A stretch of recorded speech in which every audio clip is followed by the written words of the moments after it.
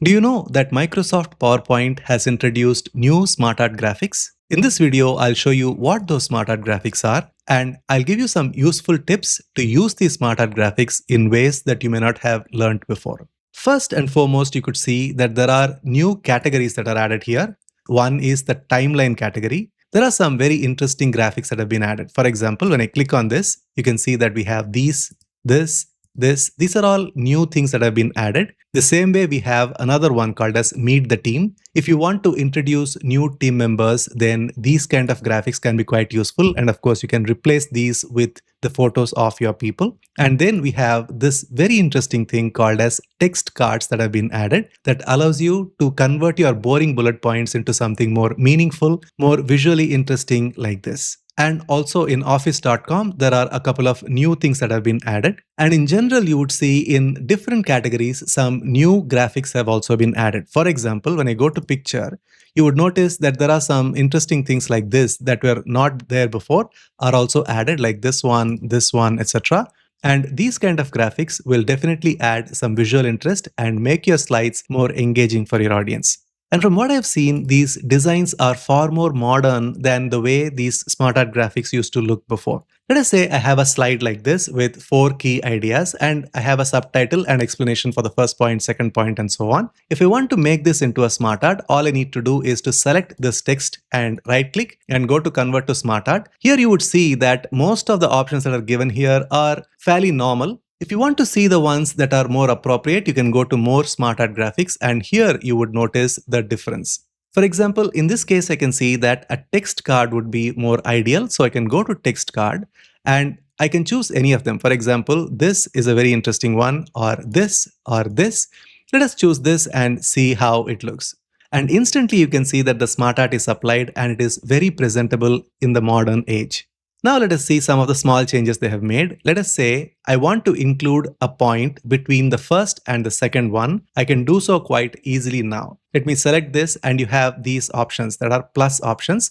So if you click on this plus, there will be a box that will be added to the left. If you click on this, a box will be added to the right. So I click here and I have a new point added. And a very important thing to notice is the numbering has automatically got adjusted. The reason why I wrote subtitle 2, subtitle 3 is to show you that this was the original place for this card. Now with the addition of new one, I can add some information here and I can make these changes accordingly. And if I don't want this, I can always delete this. If I want to shift the position of this card to this and have this come to this place, I can do so quite easily now. Earlier, I had to duplicate the SmartArt graphic and then I had to cut one point and then replace it with another point and then cut from the duplicate point and then get it back here. It used to be a lot of mess. Now to change position is quite easy. For example, if this has to go here, all I need to do is to click on this and it has gone one step forward and now it has gone to the next step. Now subtitle 4 has to go here. So I can click on this and click here and you can see that it has gone back. So 4 and 2 have got interchanged without any sweat. Now let us take another slide. Here I have a timeline with 4 years and the explanation.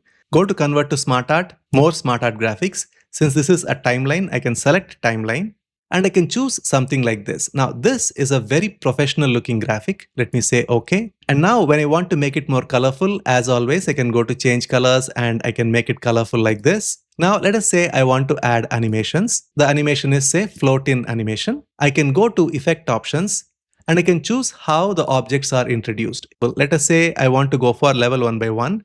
On a click, I show that this is a timeline. And then on the next click, I talk about the first event, and then the second event, the third event, and the fourth event. And then for each of them, the explanation is given on a click like this. You can totally control the way in which the information is presented. Next, let us talk about controlling the animation. And let us go to convert to SmartArt option. And I want to choose this one this time and say OK. Let me make this a little bit colorful. Let us say to this, I want to add a float-in animation and this float-in happens down. Let us see how the float-in happens by default. It comes like this. This is not what we want. We want to introduce point by point. So I go to effect and say 1 by 1 and let us see how that happens. On a click, you have the first line coming in and then only the subtitle comes in and then the explanation, then the subtitle, then the explanation. Sometimes you may actually want to change the order. For example, you want the line to be there right up front, and then you want on a click the subtitle and the explanation and the circle to come in at the same time. Then on the next click, all these three items come in and so on. So how can you control the order in which these animations appear? You can do so by going to animation pane here. And when you click on the drop-down menu, you would notice the way in which the animation happens. Let us first understand the current animation pattern. On the first click, this line appears. So I don't really want this to have any animation. So I go to the first one, delete. Now, when I go to slideshow, you can see that there are two things happening. The subtitle and the circle are appearing together. Then on a click, I have the explanation appearing. The same way, subtitle 2 and the circle appearing together, and then the next explanation coming in. So this point here, which is coming on a click, can be with previous. The same way, I can make changes to this as well with previous. Now, when I go to slideshow, on a click, you can see that the first point with subtitle appears, and then the next one, and the next one. Now, the reason why I brought this up is a lot of presenters assume that just because everything is grouped together, that there is nothing much that can be done about controlling the animation sequence. All I want to impress upon you is it is possible for you to open up this group and then control the order in which these animations happen. And that gives you even more control in the way you present your information. And of course, like any other smart art, you can break these down by ungrouping them twice. For example, I can click on the bounding box, right click and go to group and say ungroup. And then I can do so once again, group and ungroup. Now everything is broken down into its individual pieces, and I can select everything, press Ctrl G.